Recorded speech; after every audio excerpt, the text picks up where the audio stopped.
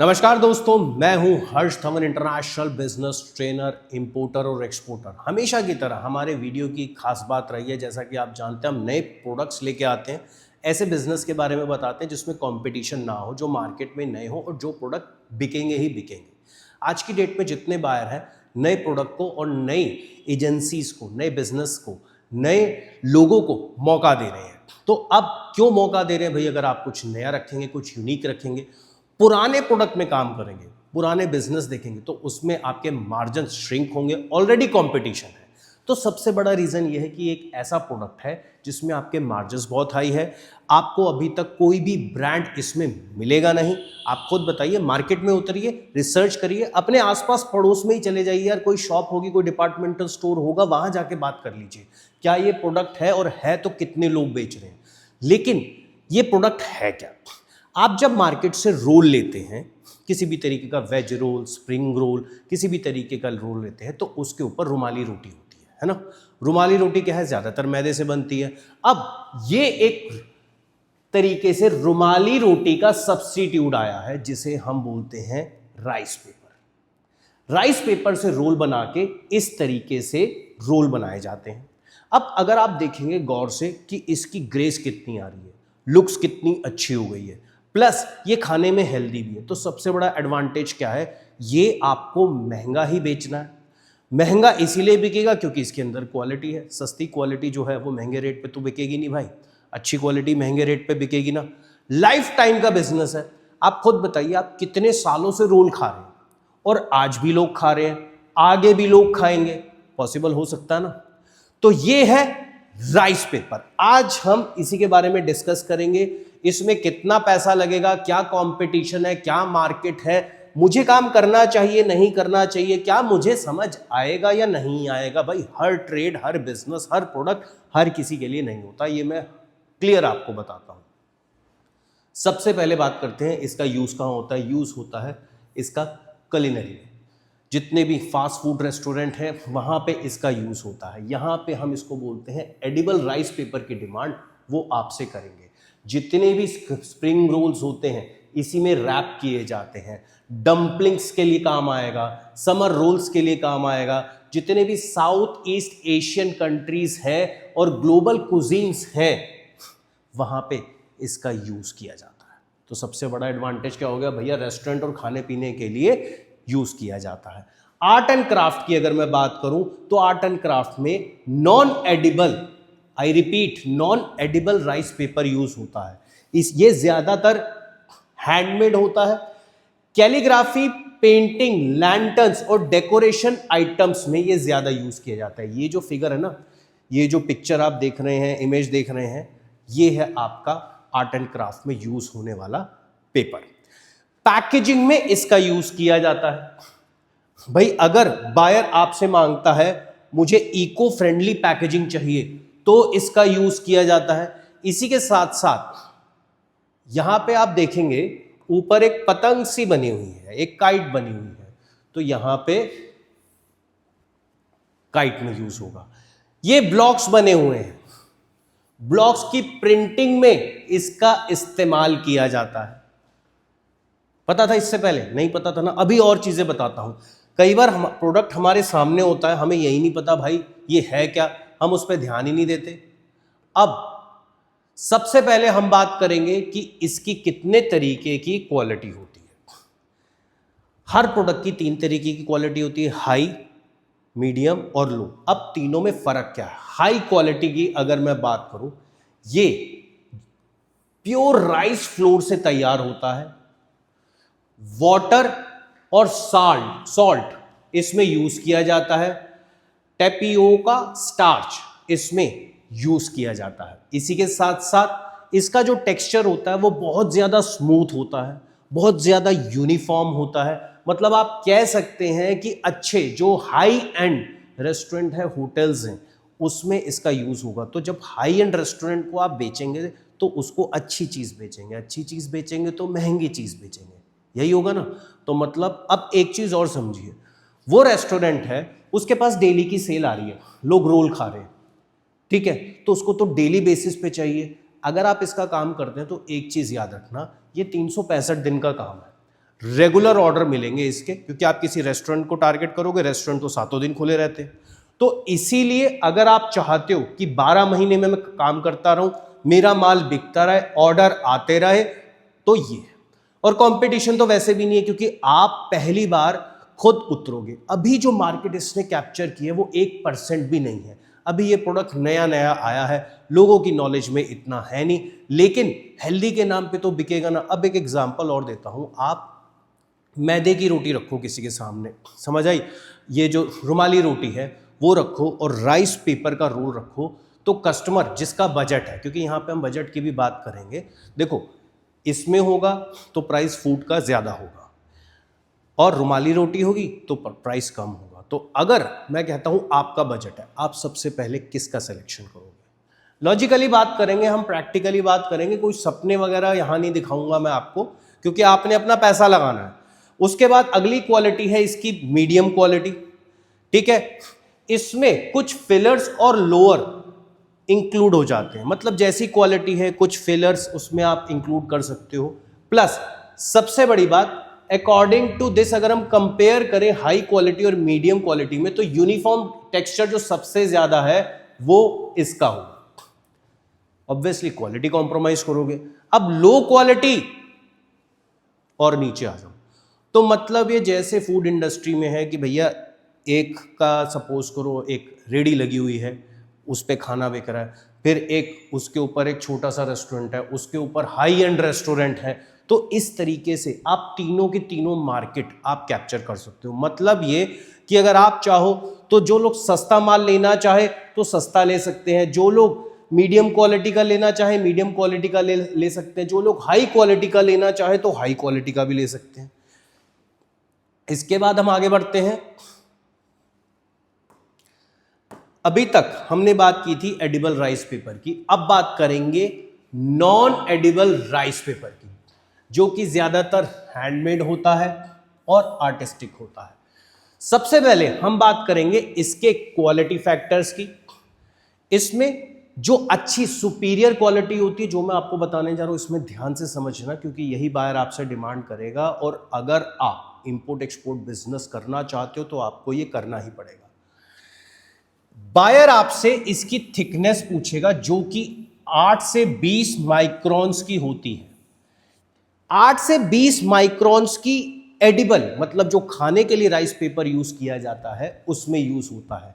इसके अलावा ये 20 से 100 जीएसएम की जो क्वालिटी होती है वो नॉन एडिबल के लिए यूज की जाती है। तो यहां पे आपको ये चीज समझनी पड़ेगी। हर प्रोडक्ट को जब भी काम करने जा रहे हो तो ये समझना पड़ेगा, ऐसे काम नहीं चलेगा। हमारी जो प्रैक्टिकल ट्रेनिंग होती है इंपोर्ट एक्सपोर्ट बिजनेस की, हम इसी तरीके से अपने स्टूडेंट को एक एक स्टेप सिखाते हैं। आप लोगों को क्या लगता है, मार्केट में गए, होलसेल मार्केट में हम कूदे, जो प्रोडक्ट दिखा उठाया, एक फर्म ओपन की और माल बेचना शुरू? नहीं भाई, ये एक्सपोर्ट है या फिर इंपोर्ट है। क्वालिटी स्टैंडर्ड पता होने चाहिए। अब मैं एक एग्जांपल देता हूं, आप बायर के पास गए, बायर ने आपसे क्वालिटी मांगी, आपको खुद ही क्वालिटी के बारे में नहीं पता, आप कहते हो अरे सर सब करा दूंगा, तो क्या बायर आपसे सामान लेगा? नहीं लेगा। चॉइस आपकी है। देखो, हर चीज समझिए। इसके साथ के साथ हाई क्वालिटी का जो राइस पेपर है वो राइस स्ट्रॉ से बनता है और मलबरी बाग से बनता है। बहुत ही अच्छा फाइन टेक्सचर होता है इसके अंदर, ड्यूरेबल होता है। कैलीग्राफी और प्रीमियम क्राफ्ट्स में इसका इस्तेमाल सबसे ज्यादा किया जाता है। मीडियम क्वालिटी की अगर मैं बात करूं तो ये मशीन मेड होता है। ये ज्यादातर जनरल क्राफ्ट और पैकेजिंग में यूज किया जाता है। लो क्वालिटी की बात करूं तो इसमें मास प्रोडक्शन किया जाता है। मास प्रोडक्शन क्योंकि ये लेस रिफाइंड होता है, ये बेसिक डेकोरेटिव आइटम्स के लिए सबसे ज्यादा यूज किया जाता है, इसीलिए इसका मास प्रोडक्शन किया जाता है। तो सबसे पहले अब हमें यह भी पता लग गया भैया एडिबल और नॉन एडिबल में डिफरेंस क्या है, क्या क्वालिटी स्टैंडर्ड है। अब हम बात करेंगे कि इसी प्रोडक्ट से कौन कौन से प्रोडक्ट में इसका यूज किया जाता है। अगर राइस पेपर की बात करूं, सबसे पहले आप जो ये पिक्चर देख रहे हैं, एक सेकंड रुकिए, ये जो पिक्चर देख रहे हैं ये राइस पेपर में यूज किया जा रहा है, ठीक है। इसका मतलब ये कुलिनरी प्रोडक्ट्स के लिए सबसे ज्यादा यूज किया जाता है।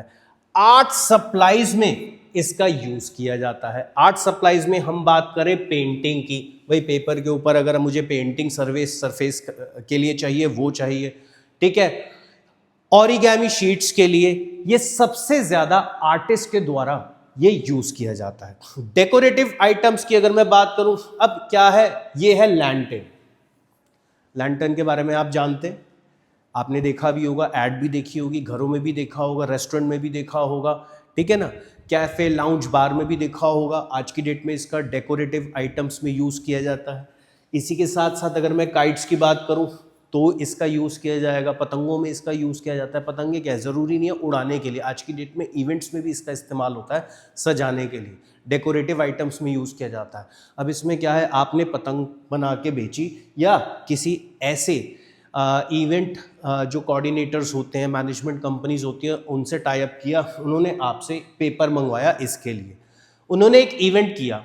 अब इवेंट में कितनी पतंगे फटेंगी, कितनी बचेंगी, है तो आखिरकार पेपर, लोडिंग अनलोडिंग कितनी होगी, तो अल्टीमेटली आपको रेगुलर ऑर्डर इसके अंदर भी मिलता रहेगा।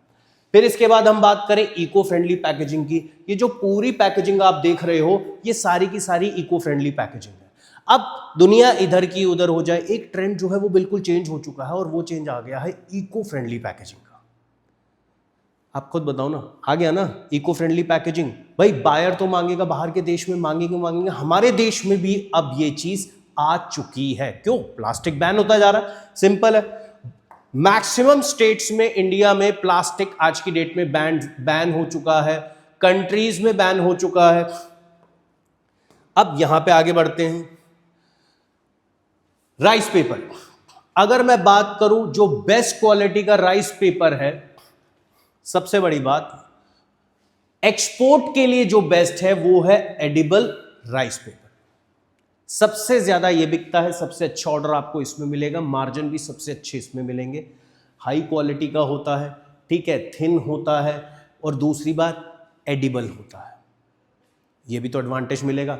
उसके बाद नॉन एडिबल, इसके बाद ये आता है नॉन एडिबल की जो मैं बात कर रहा हूं, ये सेकेंडरी आता है। तो ये सारी चीजें आपको देखनी है, आपको किस में जाना है, आपको दोनों में जाना है, दोनों में ट्रेड करना है, दोनों में कर सकते हो। सोर्सिंग की अब बात करते हैं, मुझे ये राइस पेपर मिलेगा कैसे? ऑब्वियसली इसका प्रोडक्शन कहाँ होगा, जरूरी नहीं है कि ये आपके आसपास हो रहा होगा, ये मैं आपको बता दूं। यहीं पे आपको जो पहला चैलेंज है वो देखना पड़ेगा। क्यों?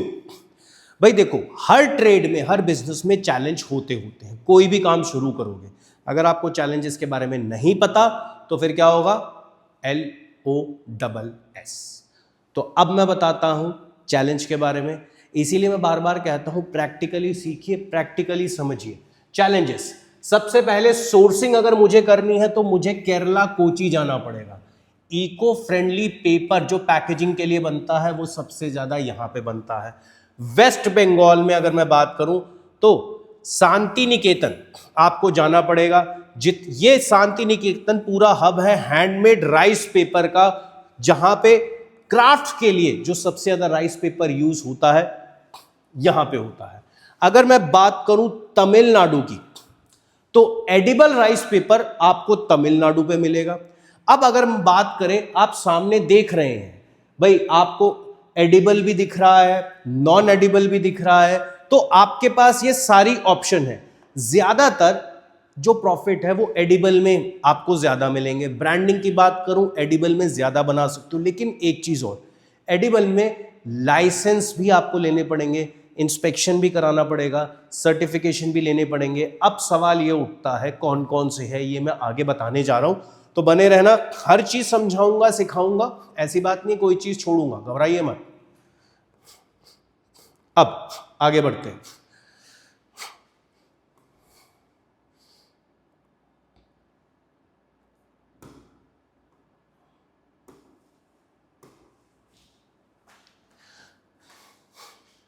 एडिबल राइस पेपर, मुझे अगर इसको एक्सपोर्ट करना है तो मुझे पैकेजिंग की नॉलेज चाहिए, और वो पैकेजिंग कैसे होगी। एक राइस पेपर है, मेरा बायर क्या डिमांड करेगा, मुझे पैकेजिंग कैसे करनी है। सबसे पहले आप ये जो सामने एक पिक्चर है आपके, ये देख रहे हैं, कॉरुगेटेड बॉक्सेस में राइस पेपर डाल के ये पैकेजिंग की गई है। तो जो प्राइमरी पैकेजिंग इसको हम बोलते हैं, प्राइमरी पैकेजिंग हो गई ये वाली पैकेजिंग, ये हो गई बॉक्सेस वाली सेकेंडरी पैकेजिंग। तो ये दोनों चीज़ें आपको समझनी पड़ेगी, प्राइमरी क्या है, सेकेंडरी क्या है। बायर आज की डेट में पूछता है भाई प्राइमरी पैक कैसे करोगे। एक बिस्किट लेते हो, ठीक है, कोई भी प्रोडक्ट है, बिस्किट है, तो क्या होता है उसकी एक पैकेजिंग होती है, तो उसको हम बोलते हैं प्राइमरी पैकेजिंग। लेकिन वही बिस्किट का पैकेट अगर हम बॉक्स में डाल देते हैं तो वो हो गई सेकेंडरी पैकेजिंग। तो इन दोनों में डिफरेंस समझिए। तो ये देखिए आप, ये वैक्यूम सील करके आपको इसको पैक करके देना पड़ेगा। वैक्यूम सील क्यों किया जाता है? क्योंकि इसकी फ्रेशनेस बनी रहती है। इसी के साथ साथ अगर मैं सेकेंडरी पैकेजिंग की बात करूं तो सेकेंडरी पैकेजिंग में ये कोरुगेटेड बॉक्सेस यूज किए जाते हैं। फिर अगर मैं आगे बढ़ूं, बात करते हैं नॉन एडिबल राइस पेपर को पैक कैसे किया जाता है। अब अगर मैं नॉन एडिबल की बात करूं तो यहां मैं बात करूंगा सबसे पहले प्राइमरी पैकेजिंग की। ये देखिए, ये एसिड फ्री प्राइमरी पैकेजिंग की जाती है। अब एक चीज और नोट करिए, ये एक जूते का डब्बा है जिसमें ये पेपर डला हुआ है। आप जब शूज लेते हैं, बॉक्स लेते हैं, उसके अंदर एक पेपर होता है, इसी तरीके के वाइट कलर का होता है ना, तो वो क्या है? Non edible rice paper. उससे क्या होता है, देखिए शूज़ को अगर मैं क्लोज करके कहीं रख दूंगा तो वो स्मेल भी मार सकता है, उसकी फ्रेशनेस चली जाएगी। तो इसीलिए इस पेपर का भी यूज़ किया जाता है। अब आप लोग क्या करेंगे, डब्बा खोलेंगे, शूज़ देखेंगे, वो पेपर हमारे किसी काम का नहीं है, निकाला फेंक दिया, यही होता ना। तो सोचिए कितनी बड़ी शूज़ इंडस्ट्री है जिसको ये पेपर चाहिए होगा। हमारे यहाँ पे क्या है, कुछ ऐसी जगह जहाँ पे जूतों के डब्बों के अंदर अखबारें फेंक डाल दी जाती हैं।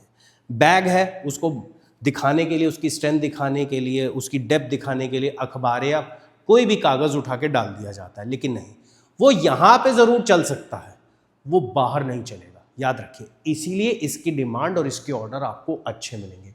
Secondary packaging as usual corrugated boxes में करना है। इसमें बायर आपको वाटर प्रूफ शीट के लिए भी बोल सकता है, मतलब आपने कोरुगेटेड बॉक्स को पैक किया, उसके ऊपर एक प्लास्टिक फिल्म चढ़ा दी, तो वो हो गई water proof packaging. Eco friendly options की अगर मैं बात करें, इसी के साथ साथ आपको बायोडिग्रेडेबल फिल्म्स यानी या फिर रिसाइकल पेपर आपको मार्केट में देने पड़ेंगे। मतलब इसकी डिमांड आएगी कि हमें इस तरीके से पैकेजिंग करनी है। ये जो पूरी की पूरी इमेज आप देख रहे हो, राइस पेपर को गोल तरीके से पूरी शेप दी गई है। आप इसका कलर टेक्सचर अगर आप देख रहे हो तो बिल्कुल यूनिफॉर्म है। इस तरीके से ये आपको पूरा पैक करके दिया गया है। मतलब ये राइस पेपर की जो रोटियां हैं गोल, इसके अंदर डाली गई, उसके बाद वैक्यूम सील्ड, ये जो पूरी की पूरी पैकेजिंग है ये पूरी वैक्यूम सील कर दी गई। यहां तक समझ आया? इसके बाद अगर हम बात करें, हमें लेबलिंग करनी पड़ेगी। लेबलिंग में हमें पैकेजिंग, जैसे अब ये बॉक्स है कोई, तो उस बॉक्स के ऊपर सपोज करो मेरा कोई कोरुगेटेड बॉक्स है, इसको ले लेते हैं,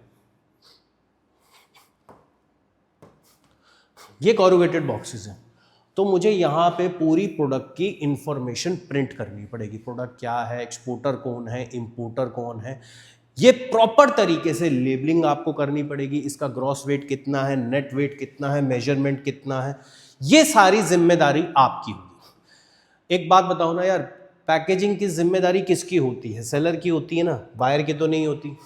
अब बात करते हैं एक्सपोर्ट प्रमोशन काउंसिल की। यहाँ पे आपको दो चीज़ें सोचनी पड़ेगी कि अगर आप फूड ग्रेड के लिए यूज़ कर रहे हो, सपोज करो एडिबल राइस पेपर यूज़ कर रहे हो, तो आपको अपीडा की आपको मेंबरशिप लेनी पड़ेगी। और अगर आप non edible rice paper use कर रहे हो तो आपको handmade paper and board export promotion council की मेंबरशिप लेनी पड़ेगी। तो यहाँ पे दो अलग अलग मेंबरशिप हैं, क्योंकि भैया एक प्रोडक्ट तो फूड के अंदर यूज हो रहा है और एक प्रोडक्ट तो पैकेजिंग के अंदर यूज हो रहा है। तो इसीलिए ये चीज आपको करना पड़ेगा। देखो, सरदर्दी वाला कोई काम नहीं है। जब काम कम ही कर ही रहे हो तो दोनों में काम करो ना, एक में काम करना क्यों है? बाकी चॉइस आपकी। अब देखिए यार, मैं जितनी वैरायटी ज़्यादा बढ़ाऊंगा तो मेरे को पैसे भी तो उतने लगाने पड़ेंगे। कम पैसों में मैं तो एक ही चीज़ कहूँगा, दोनों में से कोई भी प्रोडक्ट उठा लो, चाहे वो एडिबल है या नॉन एडिबल है। अब इसके साथ साथ मुझे आगे और क्या करना पड़ेगा, इसके साथ साथ मुझे एक्सपोर्ट के लिए सर्टिफिकेशन लेने पड़ेंगे, क्वालिटी स्टैंडर्ड सर्टिफिकेशन चाहिए। ये आपके सामने पीछे क्वालिटी स्टैंडर्ड सर्टिफिकेशन है, जैसे for example import export code तो आपको चाहिए। उसके बाद अपीडा या फिर HMBEPC की मेंबरशिप जो चाहिए, जो RCMC जिसे हम रजिस्ट्रेशन कम मेंबरशिप सर्टिफिकेट बोलते हैं, ये चाहिए। फसाई चाहिए। अब यहां फसाई आपको सेंट्रल चाहिए, ये आपको ध्यान रखना है, नॉर्मल फसाई नहीं चाहिए, इसीलिए मैंने अलग से लिख दिया सेंट्रल चाहिए। बहुत से लोग यहां पे गलती कर जाते हैं, उनको लगता है जो नॉर्मल फसाई है हमें वही चाहिए और कुछ नहीं चाहिए। इसके अलावा अगर आप राइस पेपर एडिबल एक्सपोर्ट करते हो तो आपको फाइटोसैनिटरी सर्टिफिकेट चाहिए ही चाहिए, सर्टिफिकेट ऑफ ओरिजिन चाहिए, IS और हैकअप सर्टिफिकेशन चाहिए, इको सर्टिफिकेशन चाहिए। अगर आप कहते हो पैकेजिंग का माल बेचते हो, भैया ये इको फ्रेंडली है। आज की डेट में याद रखना, आप किसी भी कस्टमर को ये बोल के नहीं बेच सकते कि ये इको फ्रेंडली है। कस्टमर आपसे कहेगा भैया क्या प्रूफ है, तो आपके पास वो सर्टिफिकेट होना चाहिए इको फ्रेंडली का। तो आप अगर एक्सपोर्ट में जाओगे तो बायर ये सर्टिफिकेशन सारी डिमांड आपसे करेगा। सवाल यह है, सारी चीजें मैं समझ गया। अब एक बार क्या करते हैं, रिवीजन कर लेते हैं। रिवीजन कैसे, शुरुआत करते हैं, मैंने एक प्रोडक्ट सेलेक्ट किया, ठीक है, उस प्रोडक्ट की क्वालिटी के बारे में जाना, वो प्रोडक्ट कहाँ कहाँ यूज़ होता है ये जाना, उसकी पैकेजिंग कैसे होगी ये जाना, उसमें कौन सी क्वालिटी के स्टैंडर्ड यूज़ होते हैं ये जाना। तो मोस्टली चीज़ें मुझे क्लियर हो गई कि मेरा मार्केट क्या है। अब मुझे सवाल ये है कि मुझे कहाँ से लेना है ये तो पता लग गया, लेकिन कहाँ बेचना है मुझे ये भी पता करना चाहिए। कौन सा देश लेगा, किस देश में ज़्यादा मार्जिन है, किसको टारगेट करना चाहिए। तो आज की डेट में USA, लेकिन सबसे पहली चीज देखो, USA से डिमांड तो बहुत आती है, अनलिमिटेड आती है, लेकिन फिलहाल जो प्रेजेंट सिचुएशन चल रही है तो इस समय आप इसको अभी थोड़ा सा अवॉइड करिए, क्योंकि अभी टैरिफ बहुत हो रहा है। तो एक तरीके से कंफ्यूज हो जाओगे, भाई करूं ना करूं, कितना टैरिफ होगा, तो इसको अभी रोकिए। ये हम बाद में देखेंगे कि भैया जब सारी चीजें सपोज करो क्लियर हो जाती हैं उसके बाद हम आगे बढ़ेंगे। लेकिन मैं आपको कहूंगा जापान को आप जरूर टारगेट करें। जापान भाई ये सुशी खाते हैं, उसके लिए राइस पेपर चाहिए ही चाहिए, और ये क्वालिटी के साथ कोई कॉम्प्रोमाइज नहीं करेंगे, मोटे मार्जिन लेंगे। आप सोचेंगे कितना मार्जिन सर, बड़ी देर से क्लास चल रही है, मार्जिन कितना है? भाई देखो मिनिमम 100 से 150% मार्जिन आप इजीली खींच लोगे अगर आप इसमें अपना ब्रांड बना के बेचोगे। एक ही एग्जांपल देता हूँ, मार्केट में जाते हो, ठीक है, एक ढाबे का प्राइस अलग होगा, एक हाई एंड रेस्टोरेंट और एक 5 स्टार या 7 स्टार होटल का प्राइस अलग होगा। फूड का महंगा होता है ना, तो आप खुद सोचो, आप कहोगे यार सब्जी तो वही है, रोटी तो वही है, क्वालिटी स्टैंडर्ड बढ़ेगा, जगह बढ़ेगी, एम्बियंस अच्छा होगा, हाइजीन का फ़र्क आता है, तो ऑब्वियसली प्राइस बढ़ेगा। तो इतना प्राइस तो ऑलरेडी आप दे ही रहे हो ना, तो आपको भी तो बायर देगा, आपको क्यों नहीं देगा। कुछ ऐसे प्रोडक्ट जो सस्ते रेट पे बेचने ही नहीं चाहिए, वो ये है। इसी के साथ साथ साउथ कोरिया की अगर मैं बात करूं, साउथ कोरिया राइस पेपर लेगा अपने कोरियर कुजीन्स के लिए। इसी के साथ साथ यूके की बात करूं, अच्छा यूके से तो फ्री ट्रेड एग्रीमेंट भी होने जा रहा है, तो ये भी हो गया, तो यहां से तो हमारी डिमांड अनलिमिटेड आएगी। इसी के साथ अगर मैं बात करूं ऑस्ट्रेलिया की, तो ऑस्ट्रेलिया को टारगेट करो, ऑस्ट्रेलिया से आपको बहुत अच्छे ऑर्डर्स मिलेंगे। इसी के साथ बात करूं कनाडा की, ऑस्ट्रेलिया, सवाल एक ही है, क्या ऑस्ट्रेलिया में कोई राइस मिल है? नहीं है, तो सबसे ज़्यादा माल कहाँ से खरीदेगा? हमसे खरीदेगा। कनाडा में जो माल जाएगा वो यूएस से ऑटोमेटिकली चला जाएगा, साथ साथ है ना देश, तो कनाडा को टारगेट कर लो, जर्मनी को टारगेट कर लो, फ्रांस को टारगेट कर लो, सिंगापुर को टारगेट कर लो, मलेशिया को टारगेट कर लो। दिक्कत क्या है? इसी के साथ साथ आप यूएई, सऊदी वगैरह हर जगह टारगेट कर सकते हो। भैया एक बात बताओ, क्या रेगिस्तान में राइस मिल लग सकती है? नहीं लग सकती, राइस तो सारा हम ही भेज रहे हैं। जब राइस बेच रहे हैं तो क्या राइस पेपर नहीं जाएगा? अब बात करते हैं टॉप राइस पेपर प्रोडक्शन जो डिस्ट्रिक्ट्स हैं इंडिया में, उसकी सबसे ज्यादा चेन्नई और तमिलनाडु में आपको इजीली मिल जाएगा, मदुरई में मिल जाएगा, कोलकाता में मिल जाएगा, वेस्ट बंगाल में मिल जाएगा, केरला कोची में मिल जाएगा, कोयम्बटूर तमिलनाडु में, सलेम तमिलनाडु में, पुडुचेरी, जयपुर राजस्थान, गुजरात। अब एक इन्फॉर्मेशन आपके साथ और शेयर करना चाहता हूं। देखिए, हमारी जो प्रैक्टिकल ट्रेनिंग चलती है वो चलती है दिल्ली, मुंबई और कोलकाता में फिलहाल, जिसमें आप देख रहे हैं सारे के सारे स्टूडेंट पोर्ट पे खड़े हुए हैं। अब हम क्या करते हैं, पोर्ट के अंदर लेके जाते हैं आपको। पोर्ट के अंदर जो वहां पे जो एक्सपर्ट्स हैं वो आपको ट्रेनिंग देते हैं। देखो, कोई बंदा पोर्ट के अंदर लगभग 40 साल हो गए जिसको पोर्ट्स का काम करते हुए, कस्टम क्लियरेंस कराते हुए, तो खुद सोचिए वो लोग पोर्ट के अंदर आपको स्टेप बाय स्टेप चीज़ें बताते हैं। बहुत से लोगों का क्वेश्चन होता है, सर कस्टम में माल फंस जाता है, हमने तो ये सुना था इंपोर्ट में फंस गया, एक्सपोर्ट किया तो वो भी फंस गया, पेमेंट नहीं आती। यार ऐसा कुछ भी नहीं है, ये मिथ आपका है। सबसे पहला एडवांटेज ये है कि आपको प्रैक्टिकल ट्रेनिंग यहाँ पे दी जाएगी। प्रैक्टिकल का मतलब ही यही है, हम सीधा आपको सामने खड़ा कर देंगे जहाँ पे सारा का सारा सामान इंपोर्ट एक्सपोर्ट का होगा, माल कैसे आ रहा है कैसे जा रहा है सीधा आप देखेंगे, वेयर हाउस में आपको खड़ा कर देंगे पूरा का पूरा। प्रैक्टिकल ट्रेनिंग आपको दी जाएगी। दिल्ली की जो डेट्स हैं वो है 24 से 26 जुलाई 2025, मुंबई की है 4 से 6 अगस्त 2025 और कोलकाता की है 11 से 13 सितंबर 2025।